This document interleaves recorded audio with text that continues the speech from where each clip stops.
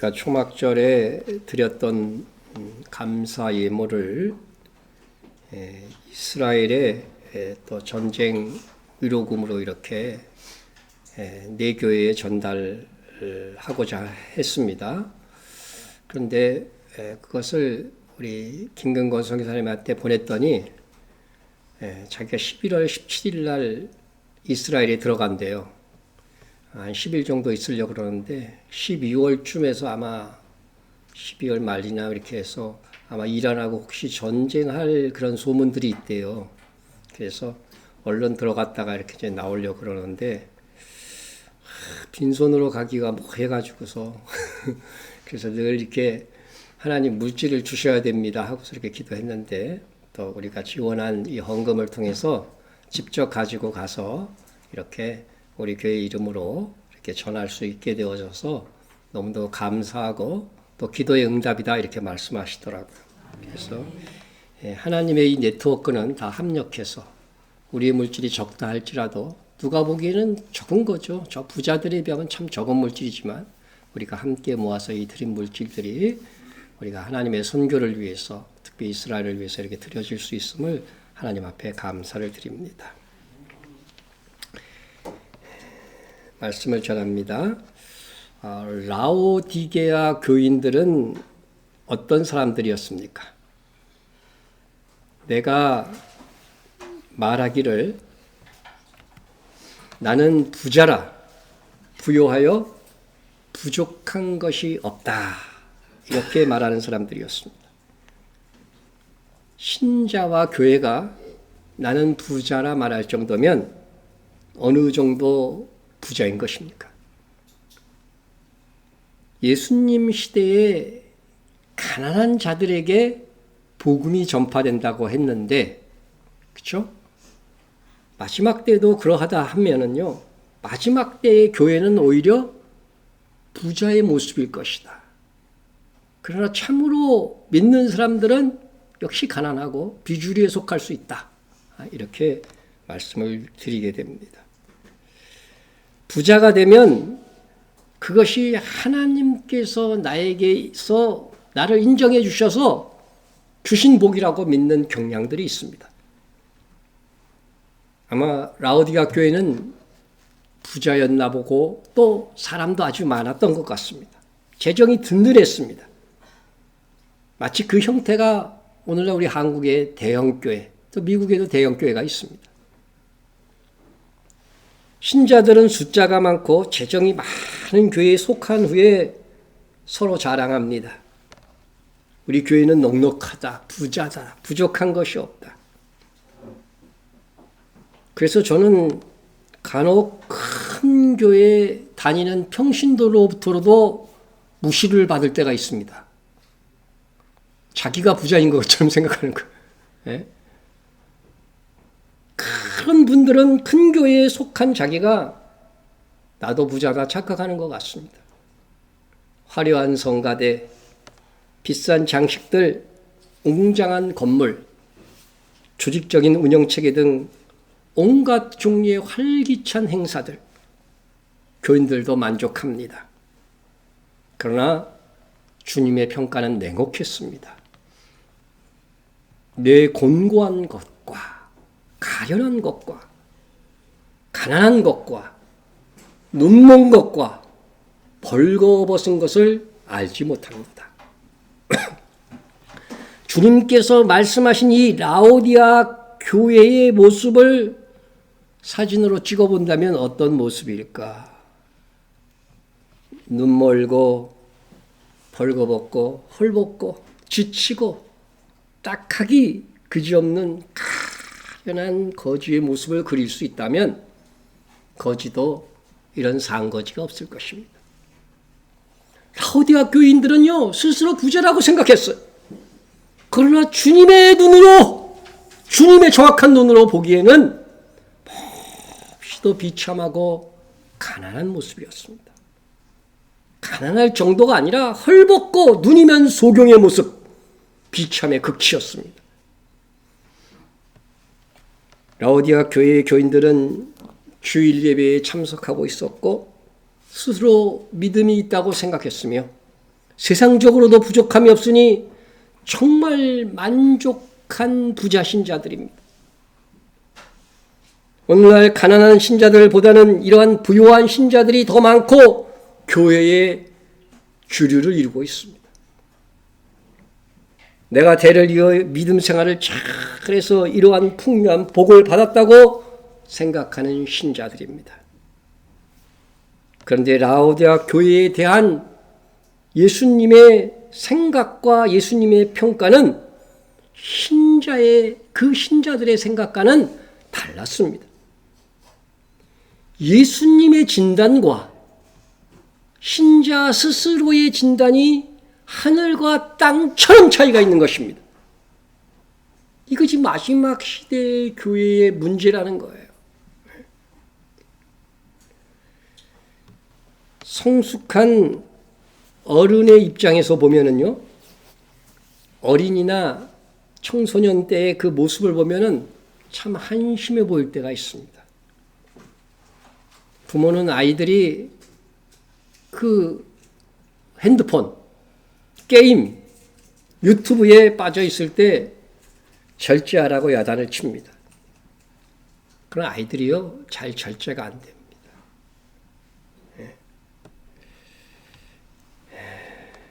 제가 오래전에 설교하면서 태어나서 어릴 때부터 이 휴대전화, 스마트폰을 사용한 세대가 이 사회에 진출하게 되고 또 나아가서 그 사회의 주류가 되었을 때 어떤 세상이 될까 궁금하면서도 심히 걱정이 된다고 말한 적이 있습니다. 왜냐하면 스마트폰이나 미디어에 지나치게 심취하면 우리가 알듯이 전두엽 기능이 마비되어서 생각과 판단의 기능이 상당 부분 상실될 것이라고 생각했기 때문입니다. 이제는 이게 AI 시대까지 되어갔고요. 그런 세대가 AI를 접하게 되면요, 그냥 세뇌되는 겁니다. 이제 그 세대들이 사회에 진출하기 시작하면서 정말 걱정스러운 현상들이 나타나고 있습니다. 세계적으로도 그렇고 우리나라에서도 특히 젊은 남자들, 청년 남자들, 남자들이 게임을 더 하거든. 70대 이상보다도 더 극우화되었다는 거예요. 깊이 생각하고 판단하는 것이 아니라 그들만의 사이트에서 쉽게 세뇌되기 때문이 아닌가 생각합니다.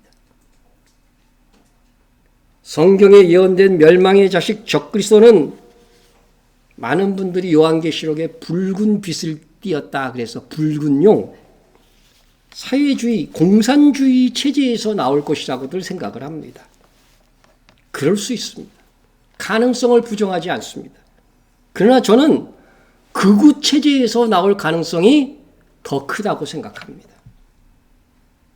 공산주의뿐만 아니라 민주국가에서 극우화되고 있는 그 정당들의 색깔도 역시 붉은색이요. 우리나라도 그렇고 미국도 그렇습니다.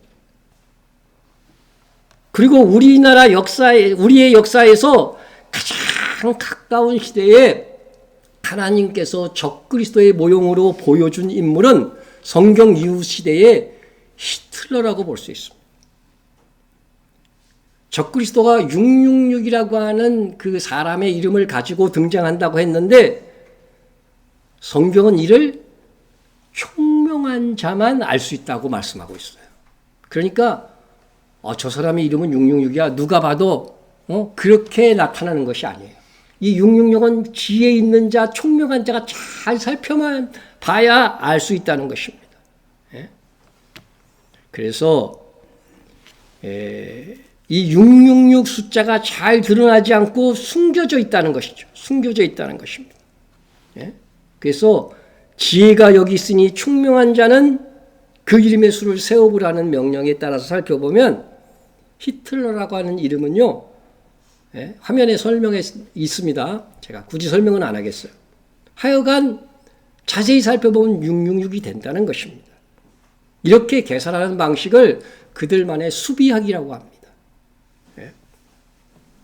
성경의 예언은 역사에서 반복 성취되되 처음에는 부분 성취되고 마지막에는 완전히 성취되는 성격을 가진다고 했습니다. 히틀러는 성경 이후 시대의 적그리스도의 모형에 가장 가까운 인물이었습니다. 그렇다면 그가 공산주의자였는가? 아닙니다. 오히려 공산주의자를 극혐한 극우 정치인이었습니다. 공산주의를 제거하면서 곽강을 오히려 받았습니다. 그러면서 유대인들을 박해한 거죠. 그런 차원에서도 극우 정치 체제가 오히려 적그리스도로 등장하면 극우 체제에서 가장 적그리스도가 등장하면은 환호할 가능성이 많다는 것입니다. 우리는 물론 극좌나 극우에 물들지 말고 정말 말씀 중심의 그리스도인이 되어야 됩니다.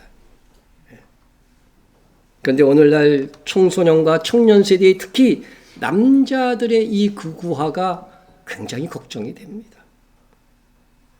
물론 공산주의 국가의 극좌도 걱정되지 않는 바가 아니지만 민주국가였던 나라에서 교회들이 충만한 그런 민주국가에서 극우화는 히틀러와 같은 정치인이 등장했을 때에 당시에도 카톨릭과 개신교의 대부분이 그를 지지했던 것을 보면은 심히 염려되는 것입니다. 그와 같은 현상이 일어날 수 있다는 거죠. 그런데 오늘날 민주국가에서 젊은 세대들이 이렇게 극우화되는 것은 스마트폰이나 지나친 게임 중독 등이 낳은 결과가 아닌가 하는 것이 지금 최근의 연구 결과입니다. 미국의 통계에 의하면 2012년부터 청소년들의 우울증, 정신질환, 자살 등이 급격하게 많아지기 시작했다는 것입니다. 그래서 마야의 달력을 보면 2012년에 망한다고 그랬는데 진짜 망한 게 아닌가 그렇게 말하는 사람도 있더라고요. 이거는 미국뿐 아니라 세계적인 현상입니다. 우리의 뇌는 태어나서 청소년기까지요 20%만 남겨놓고 다 이게 리빌딩, 청소가 된다는 거예요. 이걸 뇌청소라고 하는데 그런데 이 청소년 시기에 너무 많은 정보, 그것도 자극적인 정보를 많이 접촉하다 보면 정상적인 뇌 구조를 가질 수가 없다는 것입니다. 왜 저렇게 생각하지 않은 사람들이 있지 않습니까, 요새? 어떻게 저렇게 생각하고 저렇게 행동할 수 있지? 아마 이해하지 못하는 젊은이들을 여러분 발견하게 될 것입니다. 거기에다가 여러분 신자본주의 세대를 지금 3, 40년 살아왔어요, 우리가. 이 신자본주의가 뭐냐면요. 세계화 무한 경쟁입니다. 우리나라 경제가 꼽힐 수 있었던 것은 이 세계화 덕분입니다. 우리는 우리나라에서 나는 것들이 없잖아요, 별로. 그런데 다 만들어서 수출해가지고서 세계 무역이 이렇게 막 교통하면서 우리나라가 세계화 무한 경쟁 시대에 덕을 봤습니다.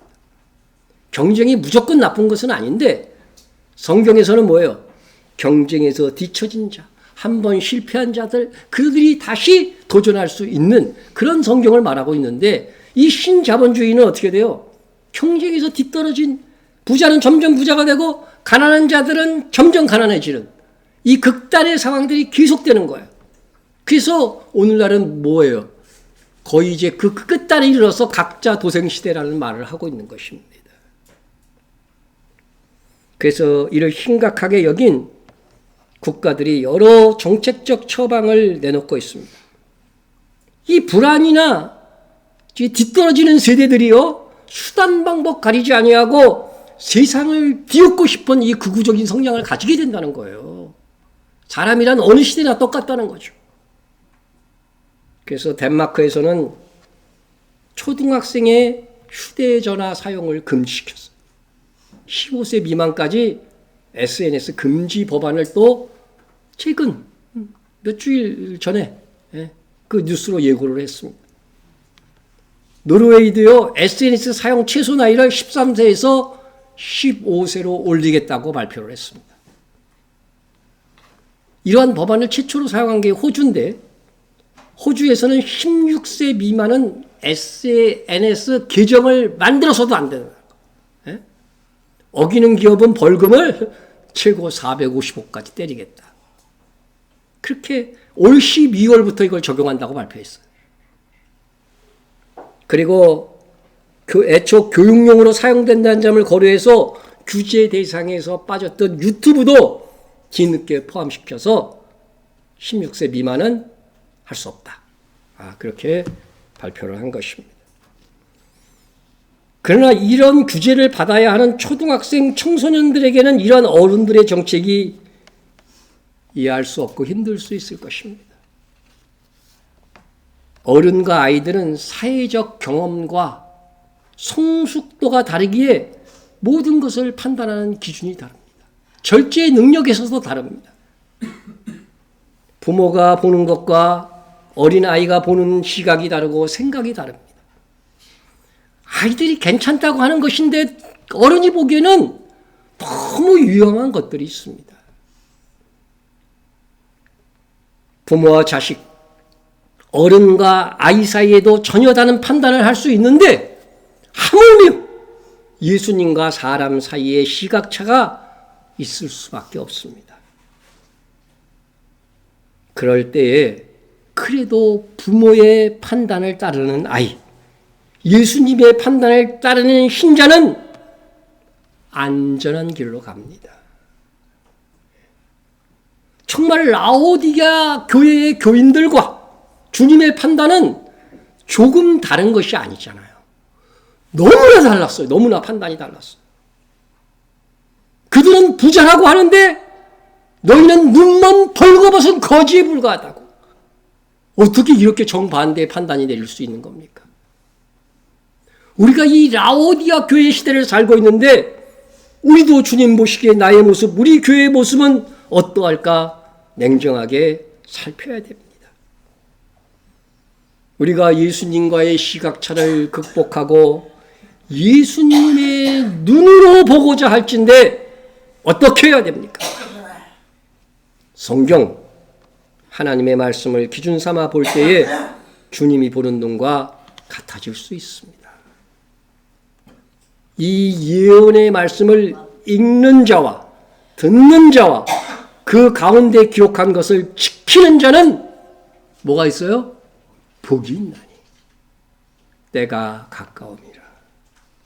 때가 가까울수록 이 말씀 중심의 삶을 사는 사람들이 더욱 복될 것입니다.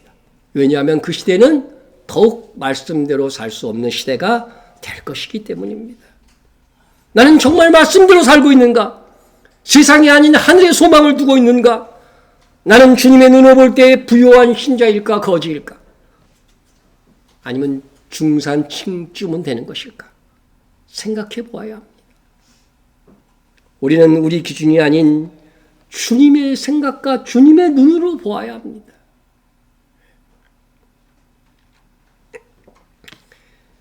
이제 주님은 나는 부자라 부족한 것이 없다고 착하고 있는 라오디아 교인들에게 그들의 본 모습을 보여주기 위한 처방을 밝힙니다. 주님이 라오디아 교인들의 영적 가난을 해소, 극복하기 위한 처방은 무엇이었을까? 내가 너를 권하노니 내게서 불로 연단한 금을 사서 부요하게 하고 흰옷을 사서 입어 벌거벗은 수치를 보이지 않게 하고 안약을 사서 눈에 발라 보게 하라. 주님은 라오디아 교인들에게 불로 연단한 금을 사라고 하셨습니다. 다음으로 흰옷을 사서 입으라고 하셨습니다. 또 안약을 사서 눈에 바르라고 했습니다. 여기서 우리는 사서라는 말씀, 그죠? 사서라고 하는 이 말씀을 눈여겨보아야 됩니다. 이는 값을 지불해야 한다는 것입니다. 그런데 이 세 가지를 누구에게 사라고 합니까? 누구에게 사라고 해요?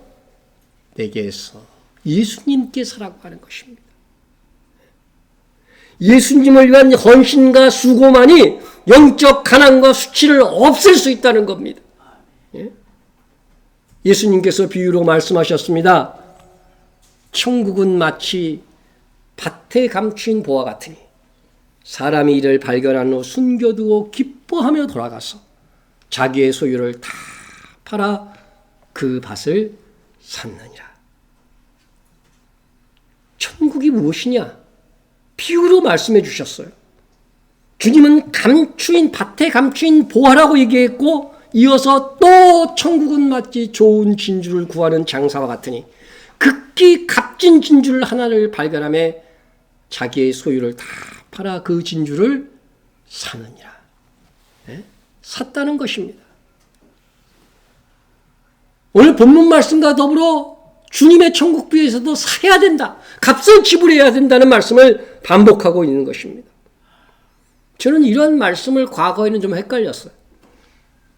아니, 천국은 분명히 은혜로 믿음으로 가는 나라인데 어찌 값을 주고 사라고 하시는가. 그러나 말씀드렸듯이 요한복음에서는 말하는 그 영생은 값 없이 받는 것이고, 공간복음에서 말하는 천국은 믿음 위에 행위가 있어야 들어가는 첫째 부활 천년 왕국에서부터 왕노릇하는 영생이라는 것을 알고는 확실히 이해가 되었습니다. 그러므로 마태복음에서 말하는 천국은 천년 왕국이므로 값을 지불해야만 얻을 수 있습니다. 기뻐하며 돌아가서 자기의 소유를 다 팔아 그 밭을 사느니라. 중요한 것은 기뻐했다는 거예요. 중심으로 이것이 믿음이 있는 자들은 이런 행위가 기쁜 것입니다. 가서 자기의 소유를 다 팔아 그 진주를 사느니라. 여러분은 지금 소유를 다 팔아 살 수 있는 것이 있습니까? 만약에 있다면 나의 모든 소유보다 더 큰 이득이 있다는 확신이 있을 때 가능한 것입니다.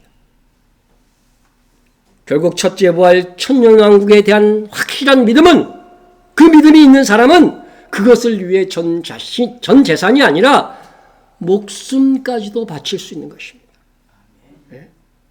이 비유의 의미가 그런 거예요. 주님은 천년왕국에 들어갈 수 있는 자가 바로 이러한 자라고 말씀하고 있는 것입니다. 밭에 감추인 그 보화, 그 밭의 주인은 누구라는 거예요? 결국 주님이라는 거죠. 값진 진주의 주인은 주님인 것입니다. 그분은 나의 소중한 것들을 드려, 그분에게 나의 소중한 것을 드려서 사서 충성할 때에 우리는 우리가 기대하는 것과는 비교할 수 없는 영광의 날을 얻게 될 것입니다. 주님이 사라고 한 것 중에요, 첫 번째가 금이었습니다. 내가 너를 권하노니 내게서 불로 연단한 금을 사. 불로 연단한 금. 주님은 먼저 라오디아 교인들에게 그들의 영적인 가난함 수치를 딱 보여주고 내게서 불로 연단한 금을 사서 부유하게 하라고 하십니다.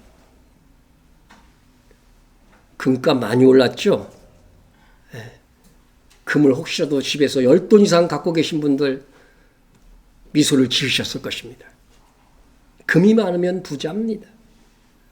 그런데 그 금이 아니고 주님은 영적인 금을 사서 영적인 부자가 되라는 것입니다. 그렇다면 이 금은 무엇을 의미합니까? 여러분, 불로 연단한 금이라고 했으니 불같은 시련으로 연단된 믿음입니다. 내 믿음이 시련을 겪지 않아도 아주 굳건하고 연단된 믿음이 될 것이라고 착각하시는 분들 없기를 바랍니다. 아무 일도 없게 해주십시오 이렇게 기도하는 분들이 있는데 여러분, 믿음의 시련이 복입니다. 용광로를 통과하지 않은 원석은요 빛나지 않습니다. 뜨거운 불에서 불순물이 빠져야 됩니다. 아주 금이 많이 포함된 이 원석들 보세요. 금빛이 있긴 있어도 뭐 이거 금반지처럼 이렇게 사람이 사용할 수 있는 것이 아닙니다. 불 같은 시련을 겪을 때, 불이 들어갈 때 이 분수물이 빠지는 것입니다. 불 같은 시련을 겪을 때 그래서 가짜는 그 허상이 드러납니다. 가짜금이라면 다 같이 녹아버려요. 그래 진짜는 분순물이 빠지고 빛나는 순수한 순금이 되는 것입니다. 여러분 분순물이 포함된 상태의 금도 나름의 가치가 있습니다. 이것도 금이래요. 금 원석인데 별로 그렇게 빛나는 것 같지는 않죠. 이게 중고나라에서 보니까 300만 원에 팔더라고. 원석도 나름의 가치가 있습니다. 그러나 불로 연단되기까지는 빛날 수 없고 그 가치를 온전히 드러낼 수가 없습니다. 사람들이 치장하고 사용할 수 있는 금이 되면 반드시 불로 단련하여 순금 상태가 되어야 돼요. 신자는 주님 보시기에 부자가 되려면 믿음의 시련을 겪고 이기고 나올 때에 가능하다고 하는 것입니다. 예수님이 십자가를 겪고 부활의 영광을 차지했듯이 우리도 시련을 통과하였을 때 연단된 믿음, 연단된 금 된다는 것입니다. 하나님께서 인생의 길목마다 고난이나 위기의 상황을 연출하시는 것은 그 사랑하는 자들에게는 불로 연단된 믿음을 주시기 위함입니다. 여러분은 하나님 우리 남편이 실직하더라도 더 좋은 믿음 주옵소서 그렇게 기도할 수 있습니까? 우리 대부분은 그렇게 기도하지 않습니다. 남편이 실직하면 나도 아이들도 피곤해집니다.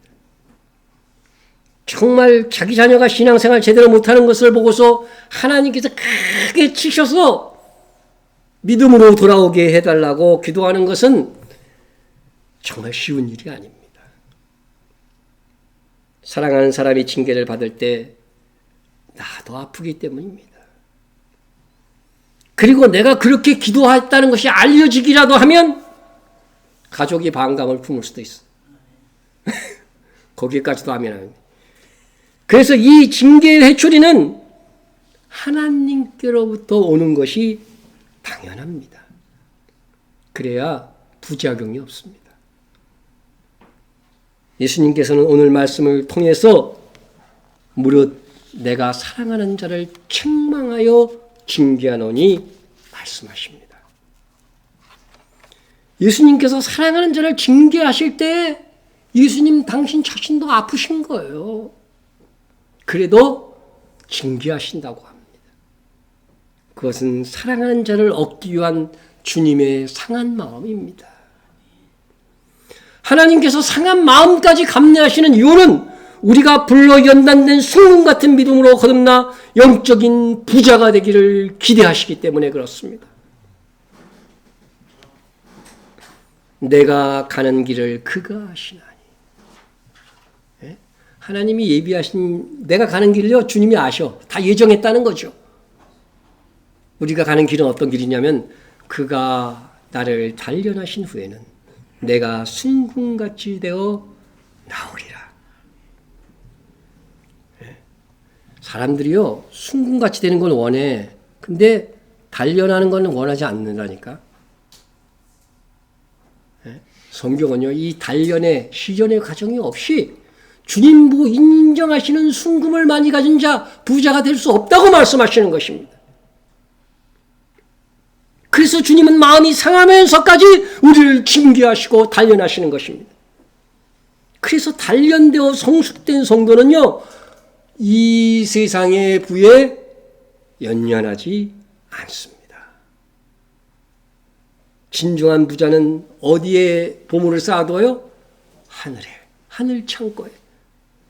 하늘에 쌓아두는 것은 그 누구도 빼앗을 수 없는 영원한 나의 부요함, 나의 자산이 됩니다. 너희를 위하여 보물을 땅에 쌓아두지 말라. 쌓아두지 말라는데 왜 자꾸 쌓아놔? 우린 쌓아놓은 사람 없지.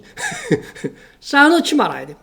거기는 좀과 동록이 해하며 도둑이 구멍을 뚫고 도둑질하느니라. 오직 너희를 위하여. 누구를 위하여? 우리 자신을 위해서 주님이 직접 하신 말씀. 보물을 어디에 쌓아놓으라고요? 어디에? 그렇죠. 하늘에 쌓아두라. 거기는 좀이나 동록이 해하지 못하며 도둑이 구멍을 뚫지도 못하고 도둑질도 못하느니라. 가장 안전한 곳이라는 것입니다. 세상에 쌓아놓은 보물은 영원하지 못하고 하늘에 쌓아놓은 보물만이 영원합니다. 우리의 믿음과 우리의 은밀한 헌신은 누구도 해할 수 없는 하늘 보물을 쌓는 길입니다. 여러분 정말 이 말씀을 믿는다면 하늘 창고에 여러분의 부를 쌓을 수 있는 지금 우리 삶의 소중한 길을 놓치지 말기를 축원합니다. 그러면 좋은 땅에 속하는 그리스도인이 누구냐? 주님께서 이렇게 말씀하셨어요. 좋은 땅에 있다는 것은 착하고 좋은 마음으로, 기쁜 마음으로 사는 걸 말하는 겁니다. 착하고 좋은 마음으로 말씀을 듣고 지키어 인내로 결실하는 자니라. 여러분 조건으로 붙은 말씀을 성경을 볼 때는 꼭 주의해야 돼요. 이게 인내로 결실한다는 것이 결국 불로 연단한 금인 것입니다. 우리가 정말로 불로 연단한 금물을 얻기 위해서 우리가 시련의 과정을 잘 통과하고 그 속에서 교훈을 받아야 돼요. 그리고 두 번째로 영적 가난과 수치를 벗어나려고 한다면 흰옷을 사서 벌거벗은 수치를 보이지 않게 하라고 말씀하십니다. 성경에서 흰옷은요, 두 가지 의미로 사용이 됩니다. 우리가 예수님을 믿음으로 회심해서 얻는 의를 흰옷이라고 합니다. 이것은 예수님의 공로로 얻는 은혜의 구원입니다. 일찍이 죽임을 당하사 각 족속과 방언과 백성과 나라 가운데서 사람들을 피로 사서 하나님께 드리시고, 여기에서 사서는 우리가 사는 거예요? 주님이 사시는 거예요? 예수님이 사시는 거잖아요. 사람들을 사서 우리를 사갔고요. 뭘로 샀어요? 예수님의 보혈의 피로 우리를 사서 하나님께 드림으로 우리가 뭐가 된 거예요? 하나님의 소유요, 하나님의 자녀가 된 것입니다. 그런데 라오디아 교회에게 주님께서 우리 신자들에게 흰옷을 사라고 그랬죠. 그죠? 신자들에게 사라고 하는 거예요. 예수님이 사라는 게 아니에요. 이건 다른 의미라고 하는 것입니다. 예? 이는 주님이 아닌 우리가 값을 지불하고 사라는 것입니다. 그러므로 여기서의 흰옷은 예수님이 믿음으로 흰옷을 입는 성도가 되는 것을 의미하는 것이 아니라 예수를 믿은 우리가 주님 앞에 회개에 합당한 열매를 맺어 흰옷을 사라는 것입니다. 여러분, 예수를 믿고 나서 지은 죄에 대한 회개인데 이것은 말로만의 회개가 아닌 회개한 자로서의 합당한 열매를 맺어야 합니다. 우리가 죄로 인해 주님 보시기에는 벌거벗은 수치를 보일지라도 그래도 우리가 사는 동안은 그 수치를 가릴 방법이 있습니다. 회개하고 원래 흰옷이었던 그 옷을 다시 희게 빠는 것입니다. 여러분, 예수를 믿으면서 하나님이 흰옷을 주셔요. 그런데 우리 죄로 다시 그 흰옷이 어떻게 돼요? 죄질 때마다 더러워지는 거죠. 그렇게 자기 흰옷을 그러면 빨아야 되는데 자기 두루마기가 옛날 옷이잖아요. 두루마기를 빠는 자들은 뭐가 있어요? 복이 있으니 이는 그들이 생명나무에 나아가며 문들을 통하여 성에 들어갈 권세를 받으려 함이라. 우리는 다 예수 믿고 죄 짓는다는 거예요. 죄로 인하여, 우리의 허물로 인하여, 우리의 게으름으로 인하여 우리의 흰옷이 더러워집니다. 그러나 다시 빨 기회가 우리가 사는 동안 있습니다. 얼마나 다행이고 감사한 일입니까? 그래서 살아있음이 감사한 거예요. 이번 주에 영화 추격한 거 10분짜리를 보는데 그런 대사가 나오더라고요. 늙기 전까지는 젊음이 얼마나 좋은 것인지 모른다. 할아버지가 그 얘기를 해요. 그리고 죽기 전까지는 살아있음이 얼마나 감사한 일인지 모른다. 그 말이 참 마음에 와닿았어요. 여러분, 지금 살아있음이 너무 감사한 거예요. 나이가 들었든 안 들었든 감사한 일입니다. 여러분, 이 살아있는 동안에 귀를 놓치지 말아야 돼요. 여러분, 죄를 짓지 않는 사람이 복이 있다고 말하지 않았어요. 그렇죠? 자기 두리미를 빠는 자, 죄를 회개하는 자가 복이 있다는 것이요. 이것은 그러므로 세상의 어떤 성인군자도 죄를 짓는다는 거죠. 그런데 그것을 계속 씻어내는 자, 그 자가 복된 것입니다. 이 성은 주와 함께 왕노릇한 자만이 드러나는 새 예루살렘 성입니다. 그 성에 들어갈 권세를 그런 자들이 얻게 될 것입니다.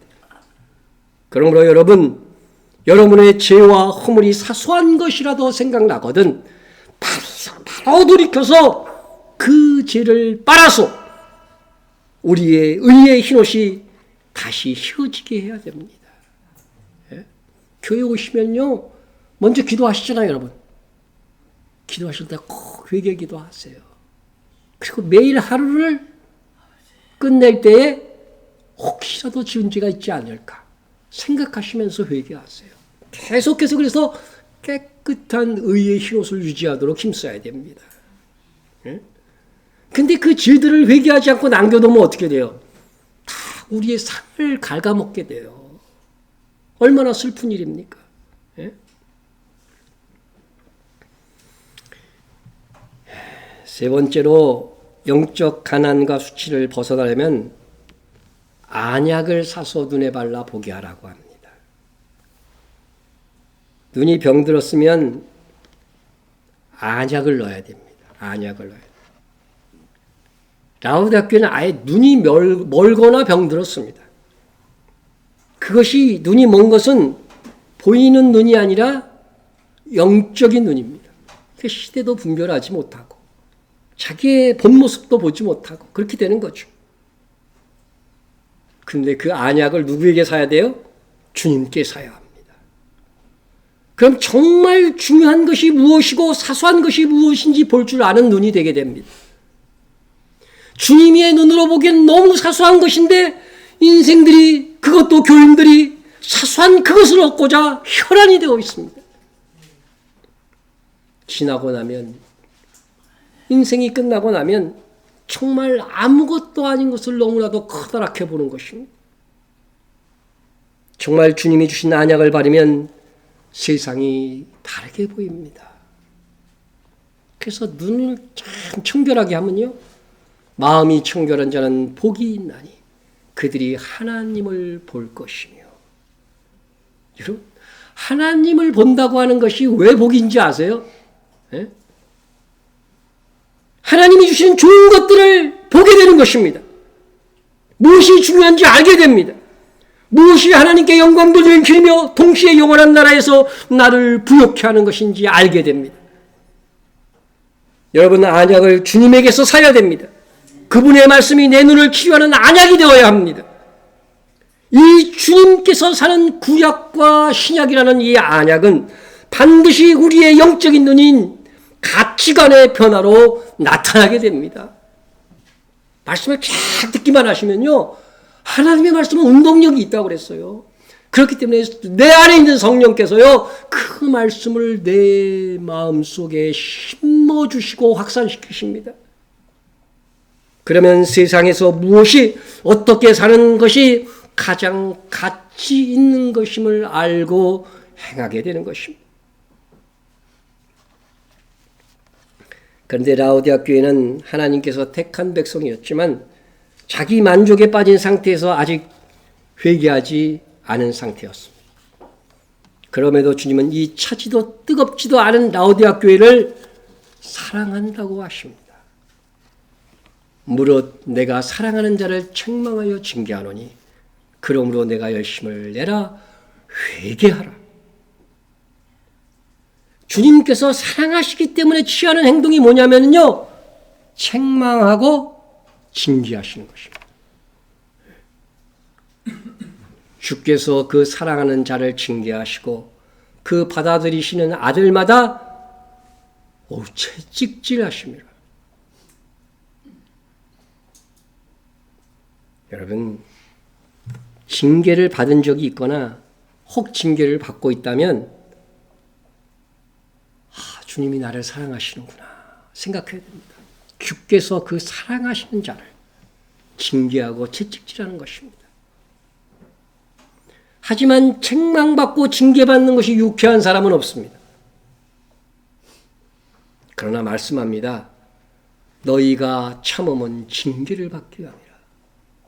징계는 피해서 이 징계 없게 해주십시오 이게 아니고 어떻게 해야 돼요?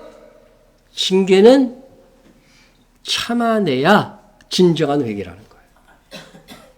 우리가 전에도 한번 말씀을 드린 바 있지만 사울 왕은요. 범죄했을 때에 사울 왕이 하나님의 징계를 딱 선포하니까 뭐라 그래요? 뭐라 그래요? 사울이 이르되 내가 범죄했을지라도 입술로 자기가 범죄한 걸 인정했어? 안 인정했어요? 인정했어.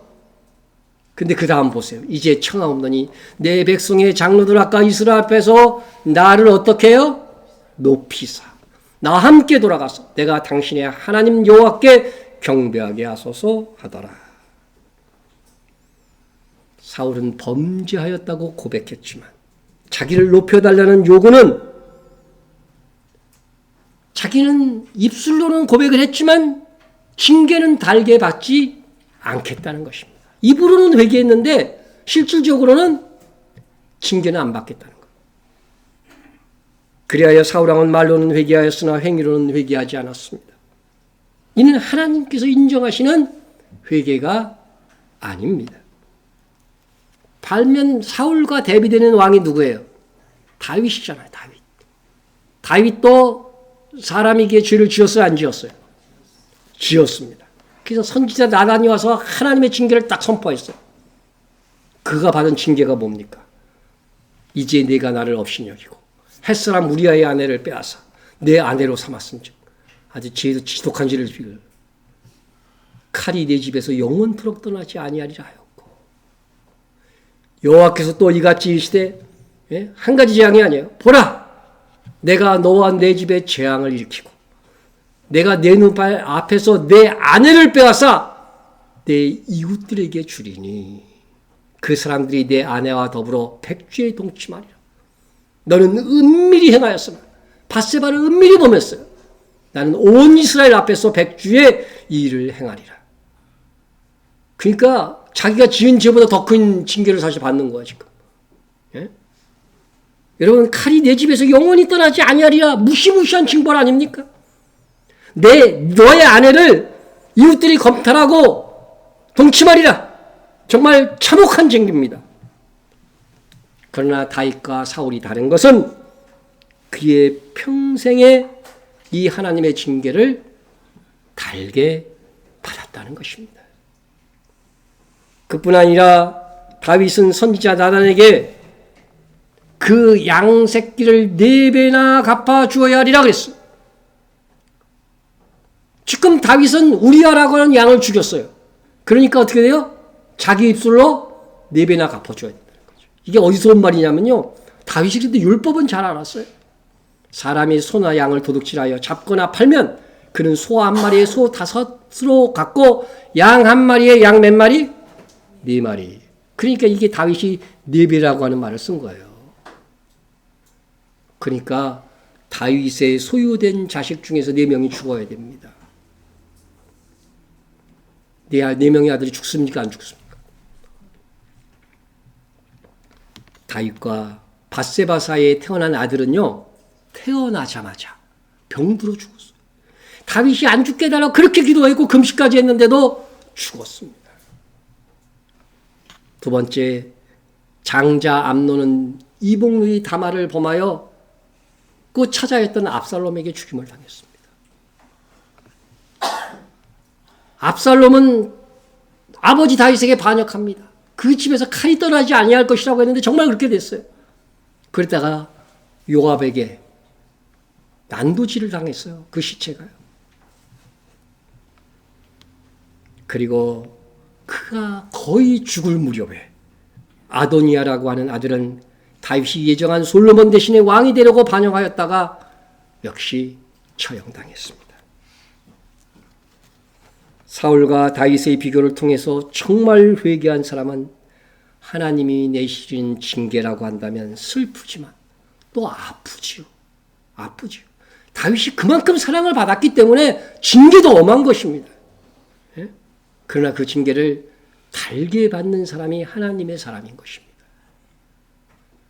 우리도 하나님이 내리신 징계를 예민한 영적 감각으로 분별하고 달게 받아야 되겠습니다.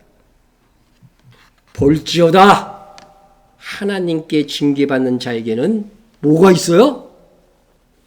와, 복이 있대요. 징계가 이렇게 지독한 것인데 이 징계를 달게 받으면 어떻게 돼요? 복이 있다는 것입니다. 아무나 하나님의 징계를 달게 받는 게 아닙니다. 그런즉 너는 전능자의 경책을 업신여기지 말지니라. 징계를 슬퍼할 것이 아니라 복이 되게 해야 합니다. 그것은 하나님의 징계를 업신여기지 않고 달게 받는 것입니다. 가장 최악의 경우가 하나님께서 징계하셨는데도 징계한 줄 모르는 사람들이라는 거예요. 구약의 이스라엘 백성들이 그랬다고 되어 있어요. 징계했는데 재수없어서 일 당한 거야. 그렇게만 생각하는 사람들이 신자 중에도 참 많습니다.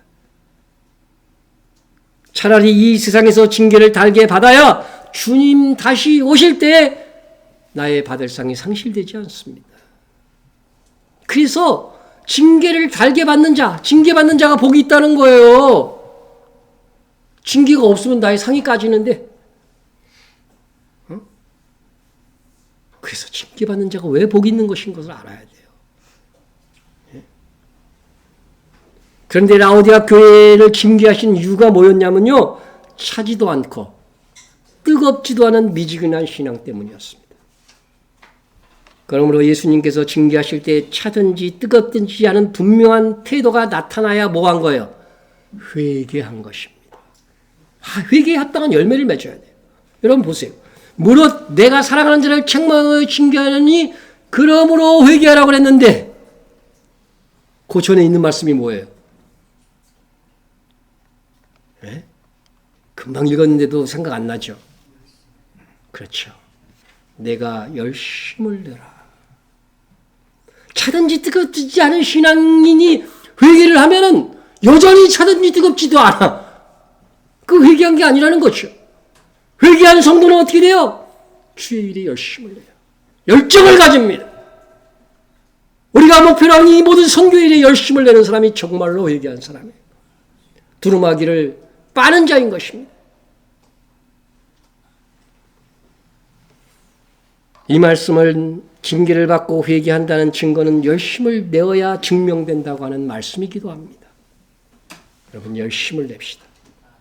주의 일이라면 열심히 해야 회개한 것이고 복이 됩니다. 오늘날 교회들이 차지도 않고 뜨겁지도 않은 적당한 신앙의 위에서 아래까지 그냥 편만해졌어요. 교인들은 분명한 목소리로 말씀을 전하는 것을 싫어하고 목사는 적당히 듣기 좋은 말로 설교하려고 합니다. 교회가요, 부자들이 주류가 되면은요, 아쉬울 게 없습니다. 형식적으로 구색을 갖추어서 선교하는 신용도 할 수 있고, 그러나 하나님의 일에 기도가 동반되지 않고 이루어지는 일은 없습니다. 정말 나의 것과 나의 몸을 헌신하지 않고 주의 일이 이루어지리라고 생각하는 것은 가장 큰 영적인 착각입니다. 누군가의 헌신이 있는 거예요, 지금. 네? 상당수의 헌신이 있기 때문에 우리가 선교를 감당하고 있는 것입니다.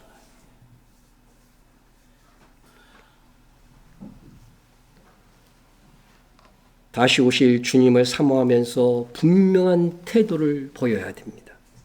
차든지 뜨겁든지 해야지 중간지대에 적당히 편안히 신앙생활하고자 한다면 그것이 상당 기간 지속될 때 주님께서 나를 사랑하실진데 나를 징계하실 것입니다. 오늘 말씀을 정리합니다. 하나님께서는 사랑하시기 때문에 징계하시는 하나님이십니다. 오늘날 우리 시대의 진정한 회개의 열매는 열심을 내는 것이라고 하였습니다.